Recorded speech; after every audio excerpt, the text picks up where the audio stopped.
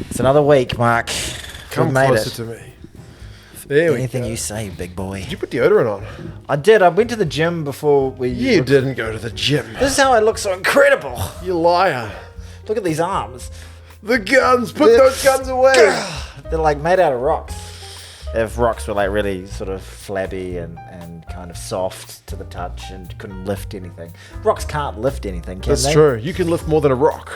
Well, if you counterbalanced, like got a counterbalance thing and put a bunch of rocks that were heavier than another bunch of rocks, it could lift rocks.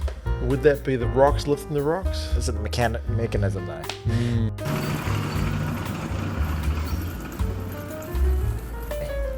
Can I ask you... What? You can ask me anything. I want to ask you some slang questions before we get into the meat and potatoes of the Rugby Podcast. I'll give you some slang. Can I give you some slang hard? No. It's medium slang. Yeah, you can go medium. Medium rare. Medium soft? Okay, like my arms.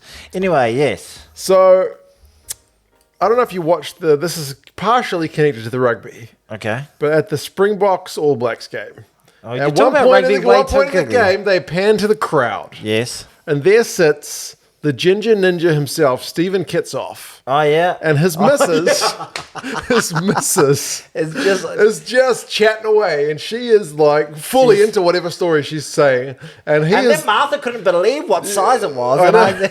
And he is just focused on the rugby, but like, you know, trying to maintain his marriage. yeah, trying to maintain his marriage. And I mentioned that in the review, Yes. and I used a word which made me feel about 80 years old. What was the word? Bird. Yes. Because I said, oh, Stephen Kitsoff is sitting there, some bird's talking to him. And I was wondering, it derogatory? am I still allowed to use bird? Because bird... Some bird. Yeah. Some bird, some bloke, Some lad. some fella. None of those are derogatory. Bird is just like, oh, I don't know, some bird. They used to call them fluff. Bit of fluff. Never heard that one before. Yeah, yeah. It's in the... But bird is not really our generation. Like, if my dad would use the word bird. I would occasionally use bird. Okay. Not often, but more when I'm talking to an older guy. Okay. He'd be like, what are you up to? Ah, chasing the birds, are you? You know?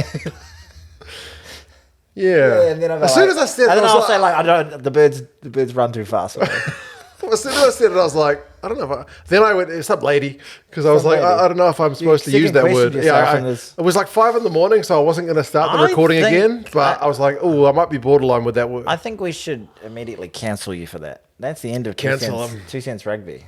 He's Okay, is that the only slang you want? No, but you haven't given me an answer on that one, so you're giving me a maybe. I'm going to give you a 6 out of 10 for inappropriateness. Okay. Maybe a 4 out of 10. It's not. So know your audience with that word. Know your audience. Okay. Maybe not on YouTube. Maybe not on YouTube where your average demographic is like 24 to 35 year olds or whatever the majority is. The biggest group. They all know it, when they. Is it a Kiwi thing? Birds? No, I think people who are native bird? English speakers tend to use that one. Maybe not Americans, I'm not sure. Let us know if you use bird and if it's an offensive word. Yeah. I also once used RGs. You know, we're playing the RGs. Oh, yeah. And one Argentinian guy was like, this is a number of years ago, was like, oh, like, do you guys still call us that? Like, Is that because offensive? they're kind of like argy bargy, I guess. I don't know. That's weird. Yeah. I got into trouble with the puppy. I still see RG on the TV. Oh, we're playing the RGs this weekend. Yeah. Well, I got into trouble. Well, a group of us. So is RGs bad, or you think RGs is fine? I've never heard of RGs being bad, but Okay. I'm not an Argentinian, so I'm not allowed to say. Okay. So it's like an Australian being called an Aussie. And Right. that's what I used to think. Oh, so But is it like saying poms for English people? No, you can't be racist to English people, Oh, apparently. okay. That's how that Everyone's, works. but yeah, prisoner of Her Majesty the Queen is a pom. Is that what that stands for? Yeah. Oh. So really, the poms are Australians. They were the prisoners who were sent over. There you go. And they were the poms coming over. things you Prisoner learn. of Her Majesty the Queen. I've got one more for you, but you go ahead. Well, I got into trouble a few years ago. This was a few years ago when we were playing Pakistan in the cricket, and we're in a boys' chat. Yeah. I can't even say the word now because it is offensive, but it's like Argies but Pakistanis. Right. And we were just talking about them. Not Kind of like derogatory- Bundyaki, but if it started with a P. Yeah, exactly. And then Englishman was like, you're not allowed to say that anymore. We're like, what? It's just like Aussie, but they're Pakistanis. And they're like, oh no, it's derogatory. And like, oh shit. Damn. I liked that one. But yeah, they and then I've heard more about it being offensive. Okay. I guess it's the tone that people put it in. Right, I suppose so. I guess. I don't know. I actually got one comment about that on a hashtag once because I like to put the hashtags at the bottom of the videos, like NZLV RSA. You know? Yeah. Like that's the join the conversation. YouTube likes those. Yes. So I remember during the 2019 World Cup when Japan was playing, I had JAP.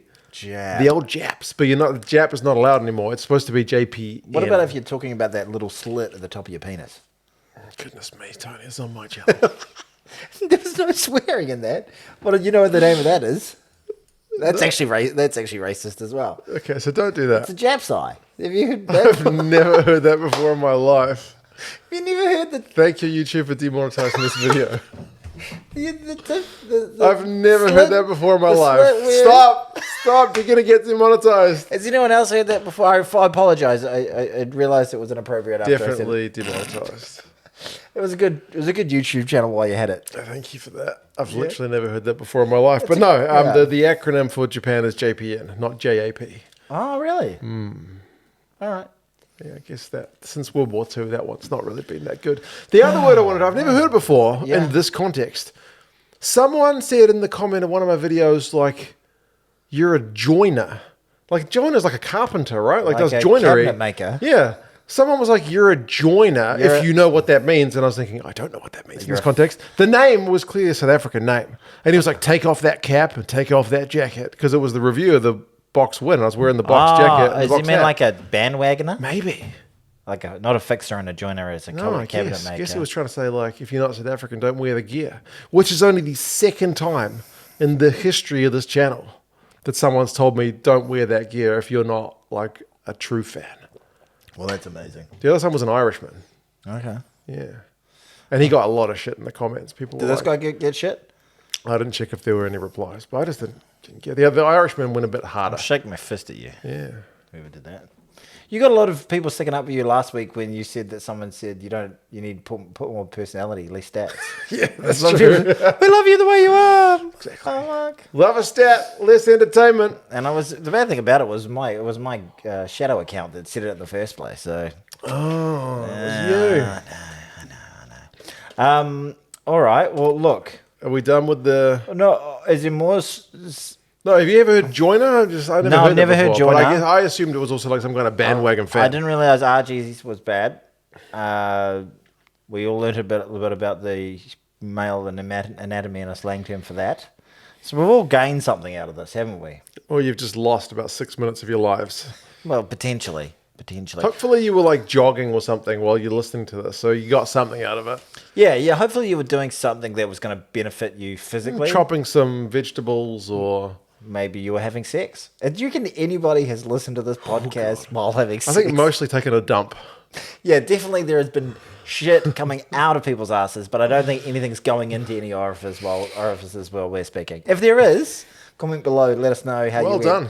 Maybe, actually, there could be a good reason for putting us on. Because sometimes when you're a fella, you're trying to think of things to prolong the experience a little bit longer. This is probably gold. We are the antidote to premature ejaculation. This is right. So, fellas, happens to everyone from time to time. If you're a bit of a 2 pumps and a squirt, you're welcome. 2 pumps and a squirt kind of guy. Next time you're the missus, and maybe just chuck an AirPod in and listen to us. And boy, oh boy. Go for days. But if you go to limp, I apologize. There's a spectrum. If you're more prone to that, just don't bother. Yeah, that's your issue. We're definitely Not the answer. We're not going to help you. Oh, this has gone bizarre. Well, it's 2 Cents Gets Distracted, which is a podcast available on Apple Podcasts, Spotify, iHeartRadio, and wherever else you get podcasts. And look, we are going to talk some rugby. But no, can we talk about our massive announcement first? Oh, yes. Massive announcement. We've done it. We finally cracked it. Because I've probably clicked the button which says, like, this is sponsored content. I'm not sure if we have to. I'm not sure if we have to, because we would have made this episode anyway. Yeah, exactly. It's not like we were making this episode just because we were sponsored. But this episode has been brought to you by... This episode... But before we tell them, like, this is... Look, this has been a long time coming. A long time coming. A lot of huge offers out there. Like, some big wig companies throwing some mega dollars at us. We've been talking for a long time, beer sponsorship. Yeah. Have we done it? Who's going to sponsor us to drink beer and talk rugby? Finally. Yeah, and like we had to find the right company to do it. We're really very did. exclusive. Very, very exclusive. Very particular. We don't want to just get any Tom, Dick, or Harry. Exactly. Where else are you going to find, premature ejaculation chat and rugby chat all in the same podcast? This is true. And a little bit of beer drinking. But we finally found it. What a company we got. What a company we got. Okay. Exactly. If you're... Okay, would you like to tell them the company? First I'll tell you, we're drinking Parrot Dog beer. This one is their IPA called Bitter Bitch. Another little Now, clue. here, Bitter Bitch. Bitch is the dog context. Yes. Thank you very much. A It's an female appropriate word. dog. When I was in Standard 1, which is like year 3, I think, these days. Uh-huh. So maybe 7 years old. Uh-huh. I distinctly remember my teacher talking about the different names for male and female versions. And Yeah. she asked us, does anyone know what a female dog is called? And you better believe I put my hand up. That's a bitch, And I miss. was like, it's a bitch. And the whole class just went, and she was like, that's right. I'm so mature that even if the rare times I watch dog shows and they say, this is a greyhound, bitch, I still go, She said bitch. she said bitch. So it's related to dogs is what we're trying to say. Yeah, our Parrot Dog's not the one sponsoring us. Just in case you thought, wow, Parrot Dog's a great company. No. Well, no, the company is greater than we're going. Yeah. But they did. We didn't ask them, to be fair. No. But The name of the company is Four Paws. 4 paws. Four The number paws. 4. And paws. Like, because dogs have 4 of them.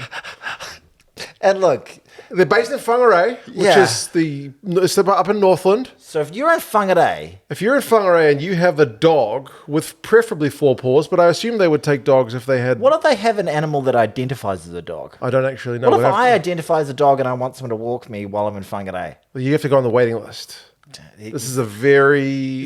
Exclusive. I don't know about exclusive, but it's very popular. Very, very popular. It's the dog walking company in Whangarei.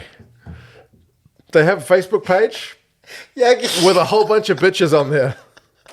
where my bitches at? So this is not a shit thing. We have literally been sponsored by a company called Four Paws. 4 paws up in A Whangarei. lovely bloke named Brad. Brad. Who's a listener. Thank you, Brad, for watching. Cheers, Brad. Yeah, what a flippin' dude. Brad got us these beers. Thanks, Brad. Thanks, Brad. Please, if you do anything after doing this podcast, you don't even need to like the podcast or subscribe to either of our channels. Number one, you need to follow his Instagram page. He's got an Instagram and he's got a Facebook page. Yeah, let's 4. blow The number 4. Let's blow that bitch up. Paws. Yeah. 4 paws. There's a lot of dogs and he's very active on his social media. Yeah, so like he's obviously gone into it with his eyes wide open because the number of people from Whangarei right now watching it in need of a dog walked is, if we're lucky, in the single figures. Probably a pretty niche market, but if that's you, Please do it. Get Brad's on that a wedding. great guy. What a guy.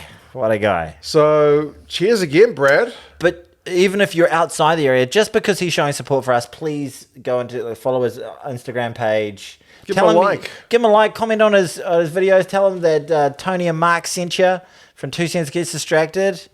Yeah, what a dude. What a dude. Man.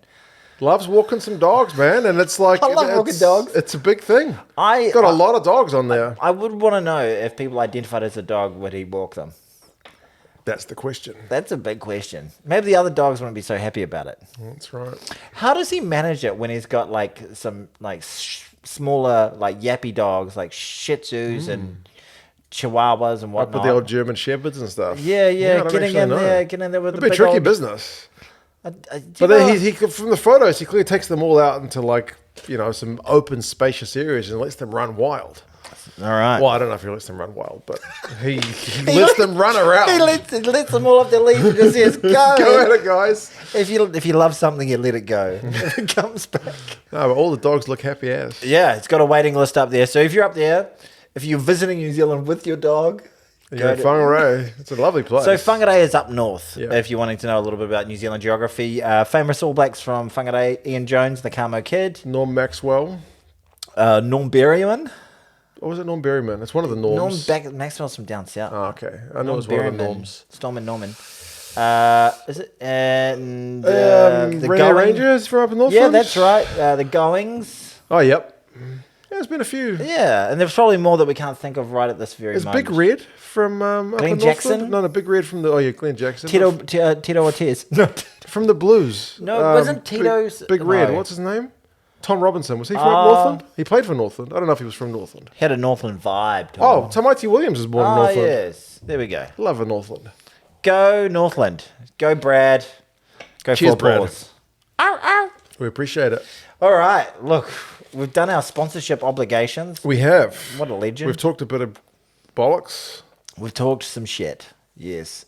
Do we have to talk about rugby now? We do. No. But we lost. I know, man. Oh, God. I'm You know sick of this. the week before, Yes. for a while, I was genuinely thinking, "Please, we might have this. Yeah. Like, we might have this." Yeah. But in the game this weekend, like, even though we were leading by 6 points for a while, I never thought I never thought that same. I never got as far as I did the week before. Yeah, I think it never you're right. felt comfortable. Did we get to 9 points at any stage? I think it was 9-3. Yeah, right. So 6 point lead. It never felt anywhere near to being like we've got this. No, it doesn't. And like we are certainly as New Zealanders, almost our entire lifetime, we've been number one. Like especially the last, like people will talk about this amazing run that we've had, the amazing team between 2011 to 2015, right? The success of that generation Yeah, was but that's unbelievable. But even if you take it back further, like it was a giant, massive upset for that 2007 team to be knocked out in the quarters. Mm-hmm. They were destroying Red hot. everybody. They Yeah. they put like 50 points on the Lions that one year when Christian Cullen went nuts. The 2003 team was insane. Like 99, maybe that's when things. But for this entire century, the 21st century, we have been red hot. Especially like before the 2011 teams, like mid World Cups, we were great. We won everything. And I'm not trying to. We would choke at the World Cups. Apart from that, we were great. And I'm not trying to live on past glories or anything like that. But what I'm trying to say is that even when we lost during that time, it never felt like we lost because we were the worst team. It felt like we lost because we ran out of time. You know, we're like, if that game went on forever, we would have got them eventually. You know, and oftentimes we would get them in the last 10. We were the kings of like, we play crap for a while, 60 minutes, and then the last 20 All Blacks come and take it away. But in those games against South Africa, if that game goes another 20 minutes, we're still losing. We're losing by more. We're losing by 16 points. Yeah. You know, they had come over the top of us. They had us completely mentally. It was really like a reversal, wasn't it? We had the lead for a while, but it always felt like, it feels like they might be going to run us down. Yeah, it did. It did. And like, we don't have our bench strategy right. We don't. That's one of the things I was going to get to. Where do you want to start, mate? I mean, the weather was great. Yeah, it's nice. I told you it was going to be rain. The crowd was great. Yeah. Quite a stadium, that. Yep. There was no dramas with the haka this time. Yeah. Last week we talked about the haka. We just commented on the fact that it was a talking point, basically, but showed no real uproar about it. And we had comments in it going, calm down, blokes. Easy there. Like, I didn't think we were making a big deal about it. No. But no, anyway, it was just... I even said New Zealanders can get a bit precious about it. Yeah. As if to imply I'm not particularly getting precious about it. Yeah. But yeah, the game started. We played really well in that first half. Cody Taylor was a man possessed. Just played with everything he had, eh? Yes. Like making the gain line, like being Johnny on the spot in so many occasions. He was good. I really liked the look of Satiti for long periods of that game. Satiti looked good. We were very good at the breakdown. We got a lot of pilfering ball. The breakdown was a much improved area. Yeah. And we look comfortable with the rush defense when kind of getting the ball wide.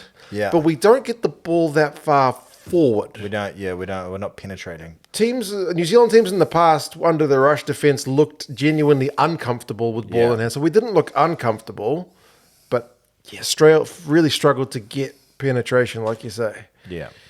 But we just made too many errors of ball in hand. Like passes going astray when we had momentum.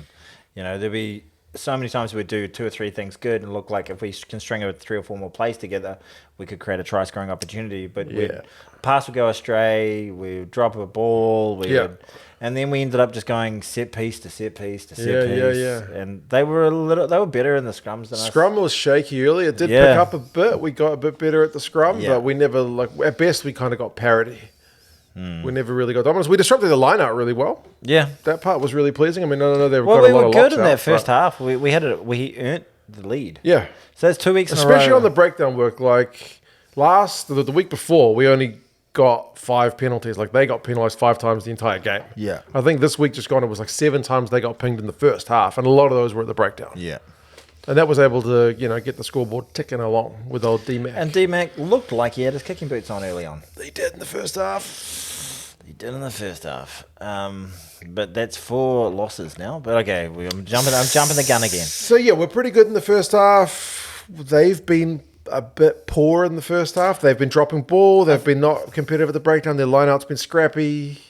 I think that's 2 weeks in a row that the South Africa haven't played that well. Yeah, at least for a half. We can talk about their mental strength and their ability to come over the teams even when they're not playing well. Probably the signs of a great team. The sign of a great team. I was about to say that. But they didn't play their best. No. They didn't play their best, especially certainly in that first half. No.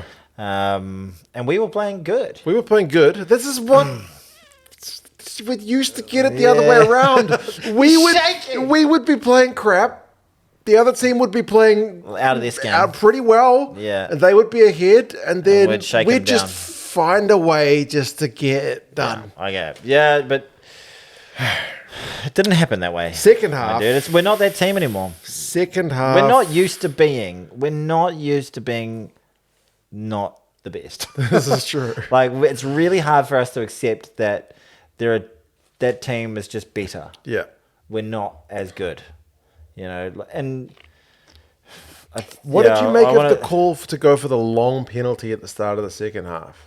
Stupid. Yeah, it seemed bizarre. Like it's not in the hive out. No. Like it was at sea level. And it wasn't even Geordie Barrett kicking it, it was D-Mac. He's got a decent boot, but like you wouldn't think like, who do I want taking a 55 metre maybe it must have been like training in the week and just hitting it absolutely purely. Yeah. But no, he dropped his bundle a little bit. Yeah, he missed that one. And then Khaleesi, whose face has been fixed after the nose fracture in the first game. What happened to his face? I'm kidding. Got a nose fracture. Yeah, I know. Yeah. Well, courageous to be there, isn't it? Scored a try. Yeah. We didn't score any tries. Kane missed the tackle into Mighty Williams. Was it to Mighty Williams and Kane? Or was it to Mighty? Was it Rico, Kane? I think, was it? Yeah, Rico over the top. Yeah. Just didn't get bodies in front. And they was from a prolonged period of pressure, basically. Yeah. So we missed that kick. No, we got a kick in the very beginning of the first half. Did we? I forget the time on it. I don't know. I think we did. I know we missed the long range one. And I think once we missed that long range one, we started that second half okay, but once we missed that long range one, the momentum completely swung. They had the dominance in the set piece. They had good momentum going forward. They were playing good South African rugby. The high ball, once again. I didn't even mention that. Holy God. Couldn't catch the ball. We lost the ability to catch the ball. It was just classic Bok play, high ball, contestables.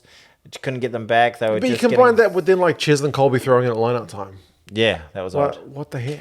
Yeah, well, you can do it all, old Cheslin. Yeah, you can, little Cheslin. So they're throwing it up, making it contestable, being a pest at the scrum. We just couldn't cope with that sort of pressure. We started kicking poorly.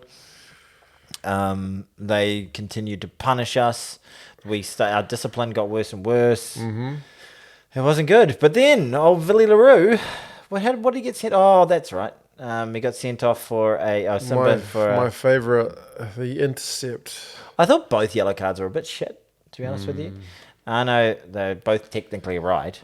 Yep. But I think they're both humanly impossible for the individual to... to say that Villy was going for a deliberate slap down is nonsense. And to say that Tyrell deliberately leaned into him and put a shot. He's standing there ready to brace himself for impact in the tackle. He kicks it over him. He's a massive human being. He barely moved. Does he move? Does he go? I think he deliberately just stayed like a statue, didn't he? Yeah, he just stayed there, and you walk Made into him. Made himself big, but without. He's a rock, and and you run into a rock, you fall Yeah, a over. lot of New Zealand fans weren't happy with that one. A lot of South African fans weren't happy with the other one. Well, I don't think either of them were. Like, for the Vili Larue one, he passes it. It hits him on the inside bicep. Yeah, but And, like, You've if that seen goes in a those- bread basket, it's a try. wow. Yeah, At least in a big it's line break. It's a big line break. Yeah. But it hits there, he doesn't regather it. And just, can we have some common sense about some of these rulings? I just don't like it. I don't like it either. It's absolute flipping bullshit. Yep.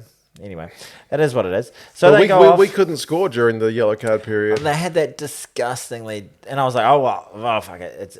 It's a momentum swing for us potentially. We could get some points here. We've got a And line then out, and we just we were dropped the ball. hot on attack. Oh, And it's there's the one where embarrassing. they pass it to Scooter's Barrett's face. What the hell? Scooter just not aware of what's going on. He could have caught that and just. Straight into the kisser. It's humiliating, really. Yeah. And then was it Quagga who swooped on that and ran it like 40 meters or something like that? Yeah. A South African. Springbok. Yeah, definitely plays for the Springboks.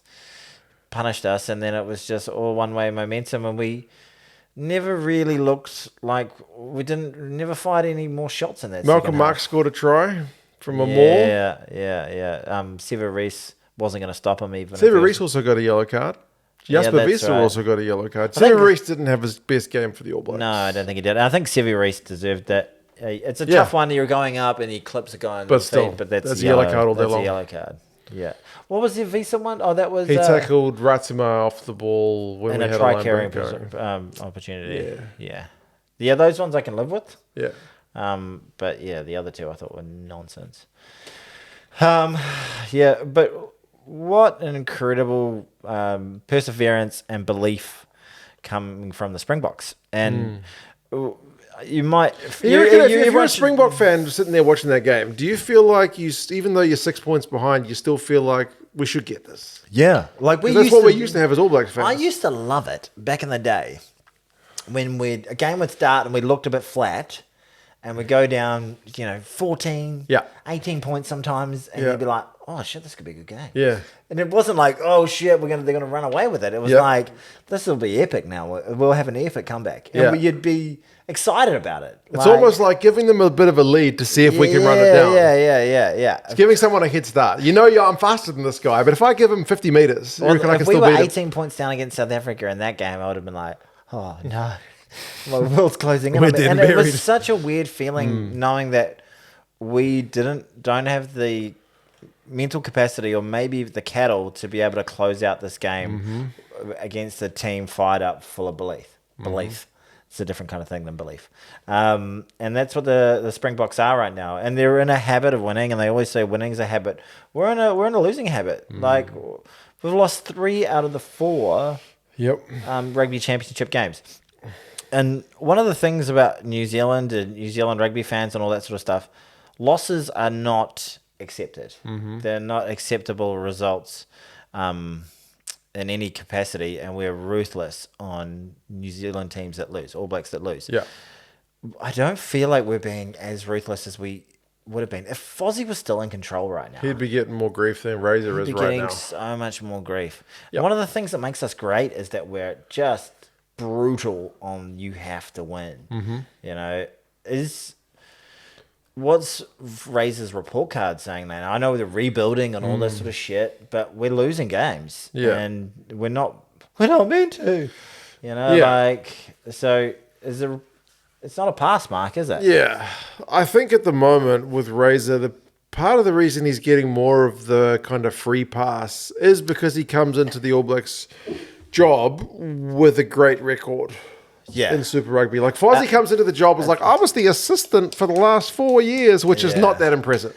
But yeah, that's a really good point, because what Razor did was not just great, it was phenomenal. Like, outrageously mind-bendingly hard to comprehend how one team can win Super Rugby.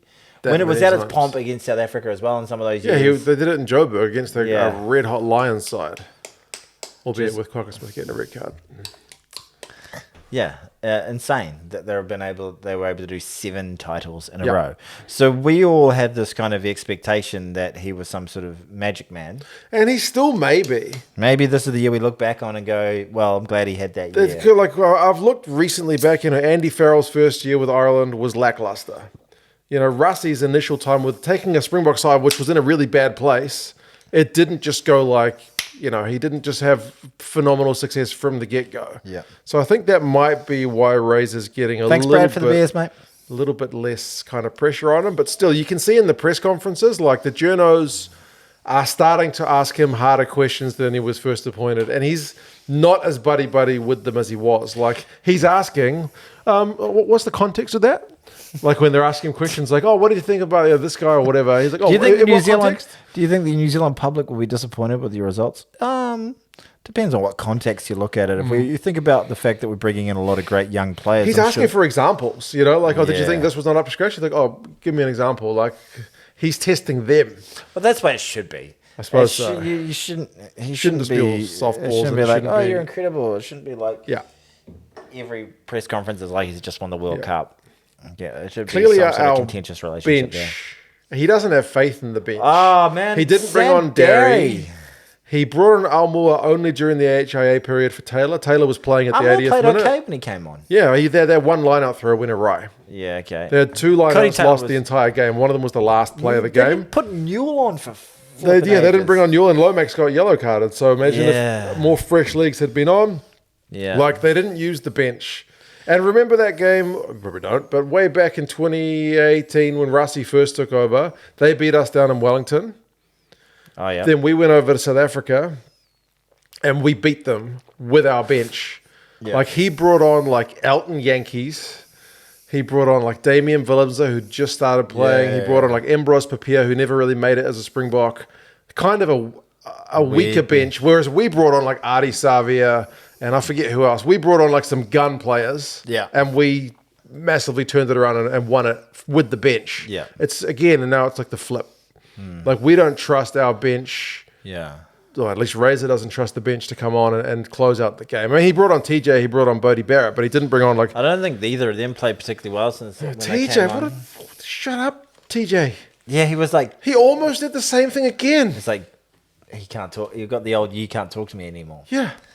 Yeah. Literally last week got penalised for it. Hyper competitive. I know. Hyper to a detriment, though.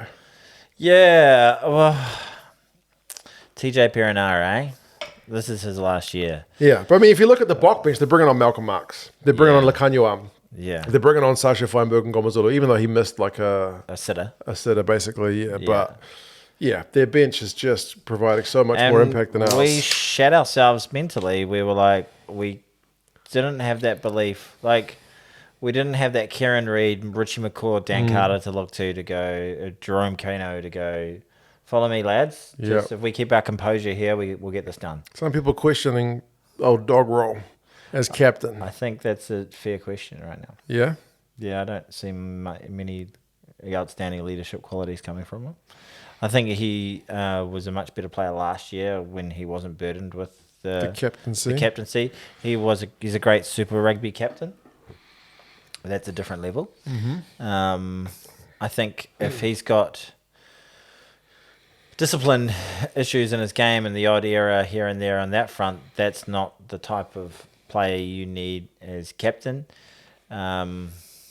He's had injuries throughout the season. I think he's a fantastic player, a great player.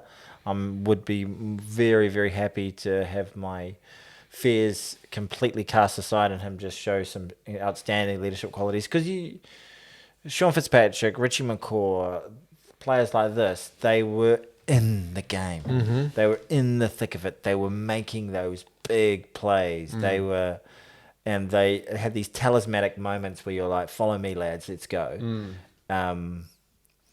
He's more the Ruben Thorne of this world where... Well, no, Ruben Thorne.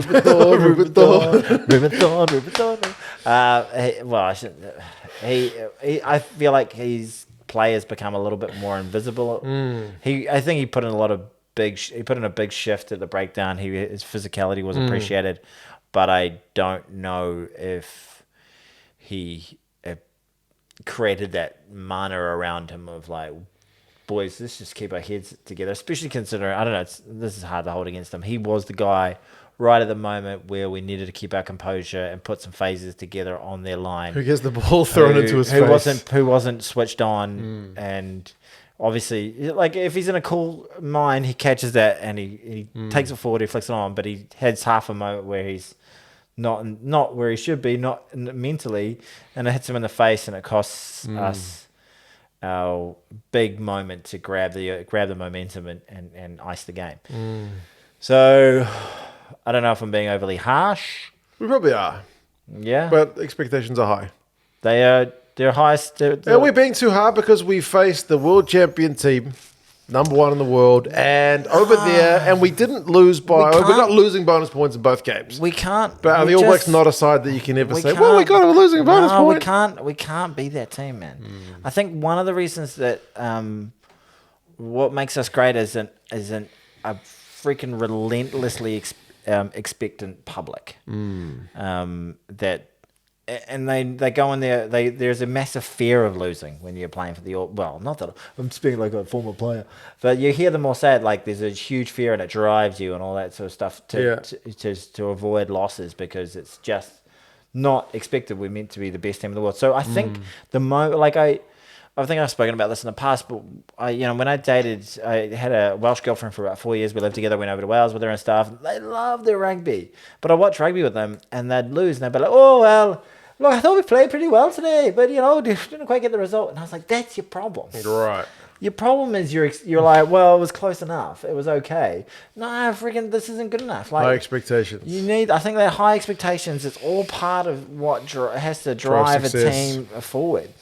And so the moment that we say, losing bonus points in South Africa, not bad. Not bad. I think we lose an edge. Okay. I think we can't start to accept losses. The South African team is outrageously good. But we should have got at least one victory over there. Winning at halftime in both of those games. And losing both. Like, not good enough. It's harsh, but like, it's meant to be a harsh team. Couldn't even score a try. Yeah. I thought we were clunky on attack. I thought we were good at the breakdown. We were good in the contact. But we never really looked like... we were just about to score. Like, we had some moments, but I don't think were we ever like right on their line? No. Will Jordan wasn't like real dangerous? Well, Will Jordan, I don't know. I think he's a phenomenal attacking player. And like if he's given like channels to run down and make waves and step people and use his pace, incredible. But I think fullback role these days is just so kick heavy. You've got to be such a technical kicker. I don't think he has that string to his skill set, to his bow, to his skill set, whatever you want to say. It's not his like key area of strength. If he was like, it's even like if you look at Christian Cullen, right? Well, Christian Cullen was a freak, the best attacking player I've ever seen. Him and Thautau Nokambuka. And John Olemu. But that ability to... would he be able to do what he did in today's game? Maybe not. Maybe not, because it's just so strategic in the kicking. The game has changed so much. So maybe flicking him onto a wing is the best spot for him. I felt like we really missed Caleb Clark out there. I think Caleb Clark was, best on show winger-wise so far this year, even though with the minimal opportunities he's got. But, yeah. They got the Freedom Cup. They do. Congratulations. First time since 2010. Let's get it back next year, eh? I think that's why Sia Khaleesi wanted to play so bad. He wanted that cup. That's awesome. And, look, let's make it a flipping thing. It should be, because it's never been a thing, because it's never been... Like when we've had it for flipping 14 years. I'd never seen and we never grew up thinking like, got to win the Freedom Cup. No, we just got to beat South Africa. But now that we've lost it. And the South Africans are... And you know what? There was a few South African fans who were saying like, this is kind of bullshit that we have to win both games to win the cup. You guys are going to love that rule now. Yeah. It's not about points difference. Well, it's a 3-game series in a couple of years. Yeah, true. Supposedly. Yeah. So, yeah, it's going to be very hard for the All Blacks to get it. But So next year, does it flip? yeah, we'll play them twice here. Come on. We might be able to get it back. I'm already looking forward to it. If we're in a different place. So, yes. Freedom Cup to South Africa. They've beaten us 4 times in a row. Outrageous. All of those games within a try, apart from the one in Twickenham, which was certainly in Twickenham. The elusive Emirates, Qatar Airlines Cup. The Qatar Airlines Cup. We've never had our hands on that one. One Losing day we'll get one the of these Qatar days. Airlines Cup. So they're all been tight games. Even That missed penalty by D-Mac. that one at the end, that was. If he gets that one, maybe. Yeah, you think, but then we have momentum. Then we can just kick to the corners. Because I think didn't Malcolm Marx score not long after that? Yeah. Can I say something that may be considered sacrilege about Bowden Barrett? He's not the best. Oh, he is the best. He's a freak player. He's Yeah. got insane attacking abilities. He can see things other players can't see. He's got the audacity to try them and pull them off a lot of occasions. He's not. I know he had that one wonderful game this year against the English. Yeah, he was the super sub. Incredible. 2 games, right? Incredible there, but his game, the type of game he plays, is not the best for icing a tight game. Right. Like doing, highly unlikely marginal chip kicks, for massive results. That are very unlikely to come off. Right. And low percentage rate. That's low percentage plays. Hail Mary. Hail Mary plays in that time of the game. Hey, I've seen him do it many, many times, but I've also seen him not do it. And when you're playing the best team in the world, the 2-time world champions, give me 4 trophies, you. You're not. It's at its most unlikely. So you've got to play percentages. We needed someone just to be able to drill the corners, kick, intelligently, find land, put us in good spots on the field. And D-Mac and Bodie are attacking players. We don't have a great strategic. That was what was amazing about Dan Carter, was he was an incredible attacking player, but was very strategic as well. Great at driving a team and had a giant flipping boot. D-Mac's been linked with a move to France. I heard. Just a little. It was a bit of a stint.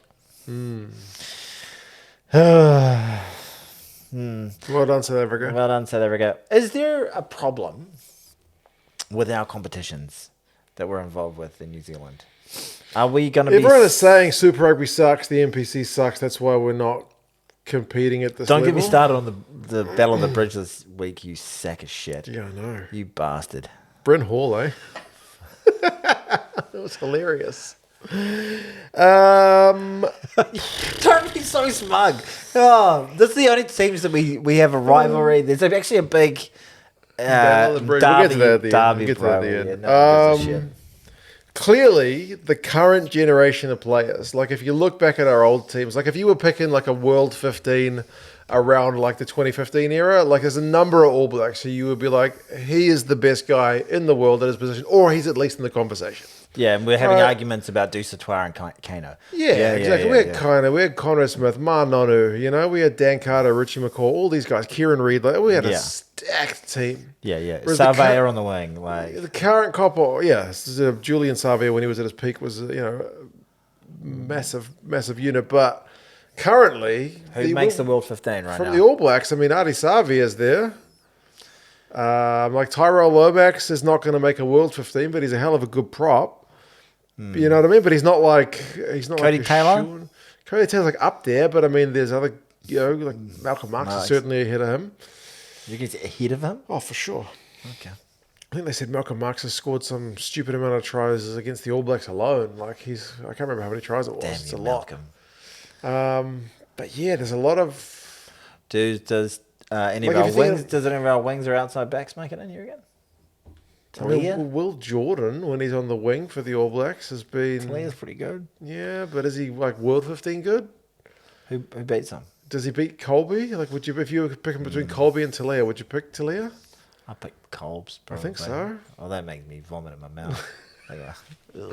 So, yeah, we definitely don't have the cattle that we used to have. But again, maybe it's not fair to compare to that generation of players. I don't know. Whereas you would be like, if we were still in Super Rugby with the South Africans, yeah. would we have a new McCaw and a new Carter and a new Nonu? I don't know. I don't think so. Why did we get rid of, I wasn't paying too much attention. They wanted something. We didn't give it to them. We said, okay, you can walk. What happened? The South Africa, the dissolution of Super Rugby? Yeah. Everyone wants to paint this like a black and white situation, like there's goodies and baddies. Yes. But it's not like that. There's lots of shades of grey. There's always shades of grey in life. Is there any bondage and whipping? There's probably a bit of that as well. Fantastic. Certainly every side in that, of all the Sanzar countries, they're each trying to look out for their own interests. Yes. Which is their own prerogative. Why wouldn't you? Human nature. So South Africa was certainly pushing certain things, and pre-COVID were even kind of not like threatening, but there were talks of we could go to Europe. It's our time zone.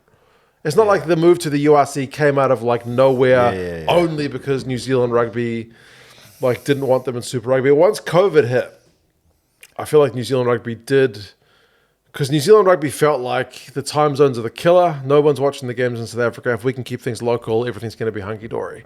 So New Zealand Rugby certainly pulled that pin. Yeah, right. But it wasn't like it was out of nowhere. I would watch very few games in South Africa. Exactly. That was one of the things. They felt like it devalued the broadcast there, because South African teams hadn't won it for how long? South African players were all playing outside of Super Rugby. All the Springboks were not playing for the Super Rugby team, so they kind of felt like, well, you guys aren't bringing your best stuff. You're not bringing enough to the product. And I think the value historically of the broadcast deal used to be massively South Africa, but it had kind of been balancing out a bit more. So New Zealand Rugby felt like, we'll see if we can get rid of these pricks. Yeah. But it's kind of blown up in their face a bit. It sure has. Yeah, because the URC is looking in a way better place than Super Rugby is. Well, we got that powerful nation of Australia that we get to play with. And even since then, New Zealand and Australia have been... They're not even Australia. Dicking around with each other. Australia's made threats. Yeah, so Aussies have made threats. We're going to, you guys need to give us a cut of your broadcast deal because their broadcast deal sucks. So everyone's been traditionally all looking out for their own interests. Yes. But it's certainly not worked out the way New Zealand Rugby thought it was going to work out. It's been bad for us revenue-wise and bad for us on the field. I think so. I think that's fair to say.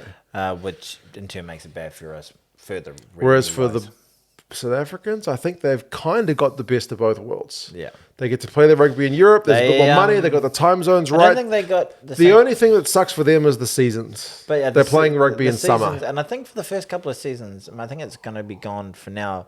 Playing in those competitions, they didn't get the same rights in terms of ad revenue or revenue. I know they weren't part of the Champions Cup initially, but then they got admitted to the Champions Cup. I think they've been withheld from competition revenue and stuff like that. I think it's all sorted now, and even the URC fans, the old Pro 14 fans, the Irish fans and whatnot, initially were like, "Oh, change, no." But I think now they're like, "Hell yeah, this is way better than what it was." So. Yeah. Yeah, and we can still just play with our own balls down here in this little corner of the world. It's not worked out very well. Kind of blown up. Although, Super Rugby, everyone likes to shit on it. It's still fun to watch. It's the viewership numbers are up. It looks like we watch it. I enjoy the product because there's so many people talk to me. I know it's weird that you say viewership number because everyone I know. So I haven't watched Super Rugby for ages. Right. I'm very anecdotal, but. When they talk about their viewership numbers, the metric that they're going from is that people going onto Sky and saying... Sky's viewership numbers for Super Rugby are up. Not massively, but they're up. So they're not trying to they're not trying to dick with the figures and go, this many people watched highlights. No. Just genuine concurrent viewers. I just got a weird feeling that there's three types of lies in this world. There are lies, damn lies, and statistics. I think there's some bullshit, man. I think there's some absolute shithousery going on. Possible. There. So many people I speak to are just I don't watch that shit. It's a bad product. And then I'm but they're up the wires. No, they're just not. They're I just don't feel passionate about it. I don't follow. I don't have a team. But if it was their own provincial team, it would be a different thing. And I'm like, just watch the product. It's actually a good product. They're like, well, they market it like crap. And I'm like, just watch the damn thing. And then they watch it and they're like, oh yeah, it's rugby, yeah. Yeah. You're like, yeah, it is. Anyway. They need some good storylines in Super Rugby. Yes. Good rivalries. Christchurch, the Crusaders and the Blues. Crusaders do it. Yeah, that was the All Blacks loss to the South Africans. It was. We are now in third spot on 7 points. The South Africans are on 18. So, But you know what, Tony? They don't have it in the bag just yet. Not just yet. And at least we're not Australia. Oh, I feel so bad about that. Like They won last week. And what the hell's up with the Argentinians? Can you just decide how you want to play? They have. Can you not just be France? There's schizophrenic international rugby team. Even within that game. Yeah, it's madness. How do you go from being 20-3 down to winning 67-27? It is. That's literally the biggest loss the Wallabies have ever had, in terms of points scored against them. It's almost 70 points. It's quite hard to fathom. It wasn't us that did it to them either. It was the bloody Pumas. If you spoke to a bookie and you spoke to them in that moment where they were 20-3 up, and they said, "Okay, so Aussies are 23 up right now. What is the odds that this game finishes 67-27 in the next?" I was watching hour the of odds. play? The Pumas at one point were paying over $2 something to win that game. They went into it as $1.40 favorites, So they were $2. and the odds shifted to $2 plus $2.50 or something. Yeah, And then obviously it switched again. 100%. I put a little bit of money on the Pumas to win that game. Well done. And I was thinking, I've thrown away my $5 or whatever I put Yeah. on. And then they went But and won the imagine game. putting a hefty amount of cash when they were down to win by that much. I know. It's insane. They Yeah. were just, it was like freaking training practice, just running The in tries to Aussies tries. absolutely capitulated. And I mean, the timing of the tries. the Argentinians played really, really sexy, lovely Oh, rugby. yeah. It was amazing. For about an hour. They played the Yeah. end of the first What's half his name? and then pretty much the entire second. Yeah. Thomas Albanoz, the 10, was pulling the strings. Amazing. Mateo Canedas Lovely on the left hands, wing. beautiful hands, beautiful just drawing pass. They're all slippery buggers too. They're all got lovely footwork. Yeah, I mean, Oviedo, the replacement number 8, come on and just scored some disgusting. He scored 2 disgusting tries where the Aussie defence just looked like it was me just going, nah, I don't want to tackle him. Outrageous, eh? What? 67-27. So, where does this put Australian rugby right now? I still reckon Schmitty can get it right. I still think they're going to be in a bad place come the Lions tour, but I don't think they'll be getting beaten 67-27 on the Lions tour. Oh, God, the Lions. Yeah. Shit. He's still got a bit of time. They're not good enough. Okay. No, the big problem with Australian rugby union is that Kerry Packer... Is it Kerry Packer? It's not Kerry Packer. Kerry Packer's another bloke. I think he runs 9. Rupert Murdoch. Anyway, some big Australian mogul who runs Fatidas or some Greek name or something like that. Michael Checker. Yeah, it's Michael Checker. He Lebanese. declared war on rugby in Australia. He's a league guy. He's the guy who runs the NRL, who owns the NRL. And they have done everything they can to poach all their best athletes. So the best athletes from rugby union come from Private the schools. private schools. And now they go and they scout them out, and then The league team scout them out. the league teams scout them out, and there are a lot of Remind me how many NRL teams there are. 17. 17 teams. There are 5 Super Rugby teams in Australia. Yeah. So And it's if you're a talented teenager who's pretty good at rugby union, you've got triple the odds that a NRL team is going to come and find you compared to a union team. And if you're a really talented schoolboy player, these are your pathways that they get offered to you right now. They'll be like, okay, mate, you're really, really good. Do you want a tracksuit and to play for the Randwick Rats with a half decent chance to get selected for the Waratahs to play at this great stadium in front of about 10,000 people, and you'll probably make 65,000 Australian dollars a year. That's your path. That's your. Oh, you're 18. How's that? That sounds good. Maybe, Maybe, and that maybe, or we can put you on this development program to play for the Eels. Okay, and like we think you're pretty good. You're going to get selected. You'll be on a contract worth $180,000 Australian, and you'll be playing in front of 35,000 people every week. Do the Eels get 35,000 a week? No way. But like they get a lot more. They get, you become a household name. The money is the key part. Yeah. If you're an 18-year-old and someone's offering you a chance at 60 grand or a guaranteed 100 grand, which are you going to take? 20,000 people a week. They get better crowds. Yeah, and for the sure. crowds have been real bumper recently. Yeah. So all the best, like Australia, what did they come sixth at the Olympics recently? Something like that. Yeah. If Australia and New Zealand combined, we would have tiny population combined, like 30 million. We would have been third in the world. We're that good. But Australia's very good at sports. they're incredible at sports. Incredible athletes. Not only along with the rugby team, they also have like an entire AFL competition. Yeah. And the rugby league competition. Yeah, they've got incredible athletes over there. There's no shortage of talent over there, but there is flip all. Look, talent going through the channels. There's a bit going through, but just not enough through to, we're not finding our, you think about the great players of the last 20 years, name the 3 great players from the last 20 years. Michael Hooper. Okay. David Pocock. Okay. And who's another great? Oh, you didn't name any of the ones I wanted you to name. I was thinking... You're thinking of league players. Lottie DeCary, Wendell Sailor, Matt Rogers. That's a bit before, like all the league guys. They poached them for league. So the leagueies were so pissed off about this. They've declared war on rugby union. They've poached all their talent. It's just going down and down and down. The old white buggers who love, rich old white fellas who love rugby union are dying. Like... There's still rugby lovers in Australia. They really do love rugby union. They love the sport. It's a niche market over there. It's become more and more niche. Yeah. And the quality of the athlete is just fallen away. Like they don't have Nick Farr-Jones, David Campese talents out there. Those guys, those are the Nathan Clearys of the world, playing rugby league. They're not playing rugby union.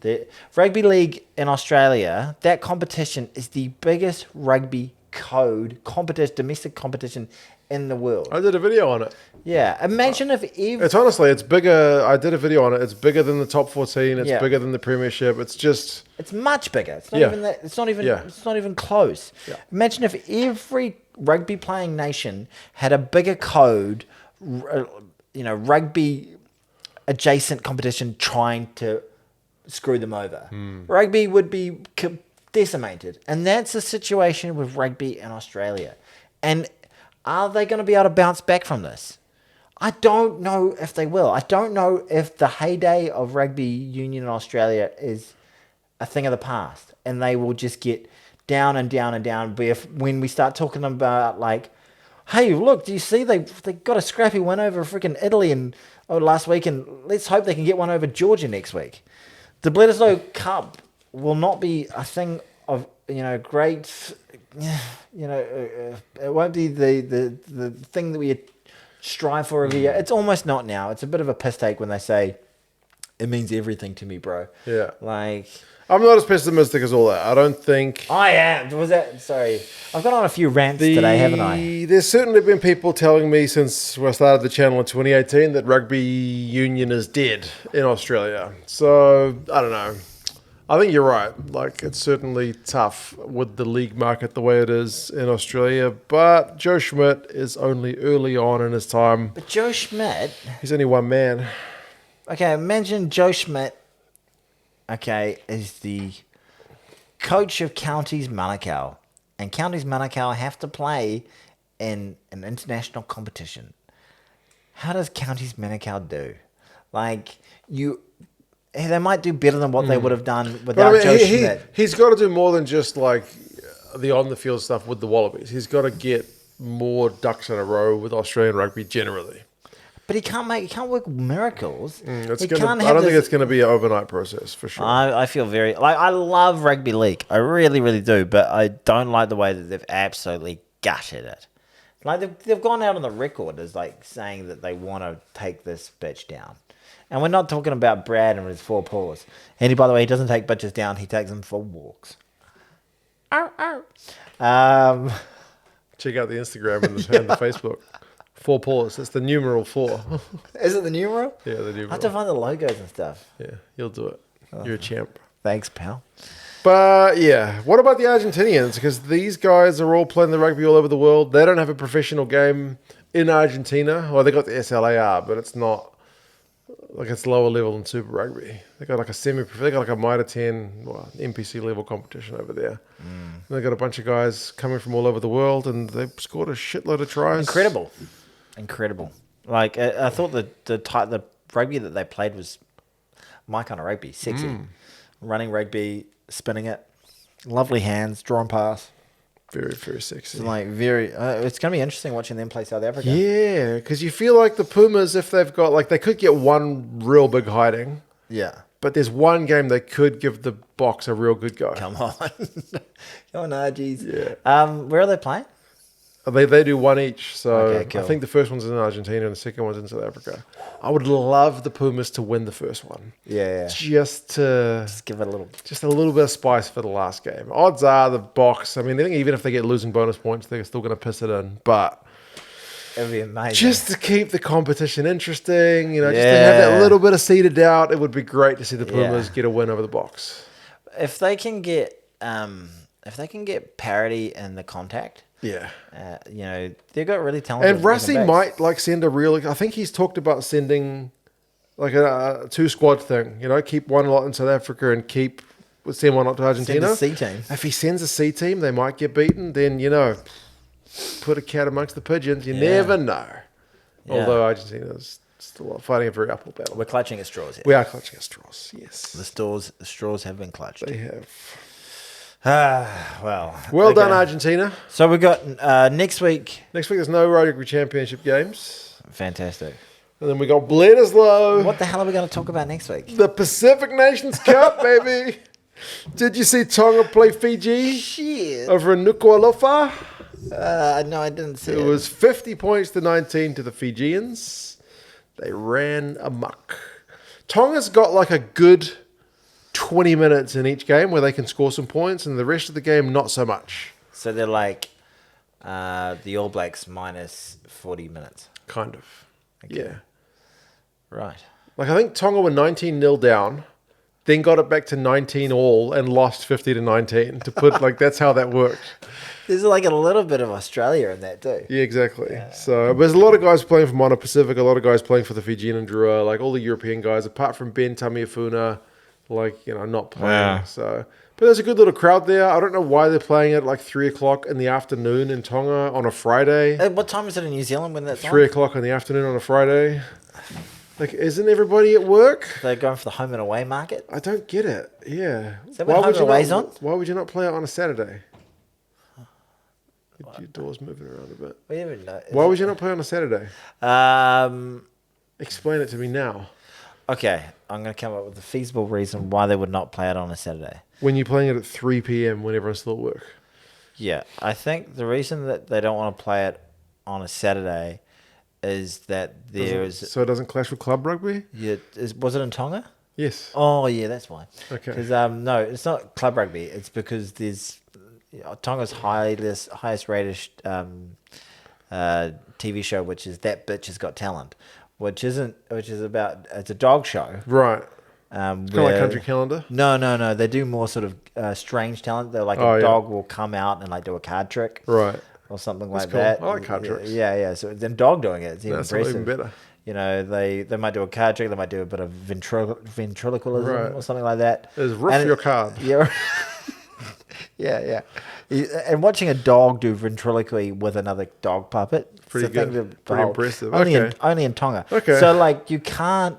If it went up against that, there'd be no chance. Getting hammered. Okay, fair enough. And the other game was Japan against That USA. Bitch Has Got Talent. Watch it. USA. It was. That's who freaking Brad should sponsor. That's true. Paul should sponsor That Bitch Has Got Talent. 41-24. What teams are this? Japan and USA. 41-24. Japan scored some freaking nice tries. Dinks over the top and then offloads from the deck. It was Sexy rugby. Their 13 the Japanese international Dylan Riley. He's a hell of a player. I love a bit of Dylan Riley. So that's nice to see Eddie Jones is getting some win. Yeah, they're 2 from 2 in the Pacific Nations Cup. They got semi-finals this weekend and then the 5th place playoff. So Canada is going to play Tonga. Am I actually going to have to watch this weekend? Probably. Both those sides are winless. It's on my channel. I'm going to get Yeah, I know. 150 views. Yep. And then Brad's going to be psyched about sponsoring that episode. Japan is going to play Samoa. And then Fiji are going to play USA. Okay. Can I talk about something that's interesting to these guys? Oh, okay. Not rugby. Not tier 2 rugby. Actually, the the Tonga-Fiji game got a decent amount of views on my channel. Okay. So when are these games on? Next weekend. What time? This week. Evenings on Saturday, I think. I was thinking we spitballed it last weekend about having the drunken podcast where we maybe in an off week we could have you're gonna do the drunken live stream. The drunken live stream podcast where because people often accuse us of being drunk in these podcasts. This is true. We have 2 beers. We don't get drunk. This is true. Although these are a bit stronger. They are, but 5.8%. Hey. But we could do an actual podcast where we get a little steamed. We get on the sauce. How's that for an idea? It could. So come back if you want to see us get saucy. Love a bit of sauce. I love a bit of sauce. Yeah, we'll have to mix it up a little bit. But yeah, let us know below if you like the idea of that. I don't know when it would happen. Maybe next week, maybe not. In other news, yes, Auckland beat North Harbour. Fuck off. You guys had it wrapped up. We had it done. You were leading with 2 minutes to go or something. Shut up. And then they set a scrum, and Bryn Hall, the podcast legend, asks to change for a new ball. Yes. As they're setting a scrum, and the ref's just you're wasting time, free kicks them, Auckland tap it, and then link to the field, score a try, Auckland get the job done. What a win. First win of the season, Eden Park. That's my team. Your team sucks shit. Eat a bag of dicks.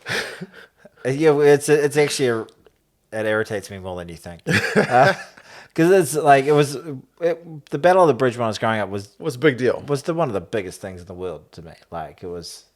And yet now you live on this side of the bridge. I don't live on this side of the bridge. I live out west. Okay. That's still Auckland territory. No, this is not North Harbour territory. Massey, by the way, is North Harbour territory. Oh, okay. Well, if you play rugby here, you are playing in the Auckland comp. Yeah, but if I lived in South Africa, I'd still support the All Blacks, all right? And I'd be like, bring it at me, you sappers. You'd be a Cape Town Crusader. Yeah. Cape Crusader, I think they call them. Is that what they call them? Yeah, well, good on you. Well done, you've Jaffa fuckwits. And the Tasman Mako took the shield off Hawke's Bay. Suck on that, Hawke's Bay. Last minute penalty. 40 metres. I forget the guy's name. But that's the first time Tasman have ever had the shield. It's a hell of an achievement. My colleagues live... I work remotely, but the company I work for is based in Nelson, and they were chuffed. I bet they were. I think they're going to have a parade and everything. I was like...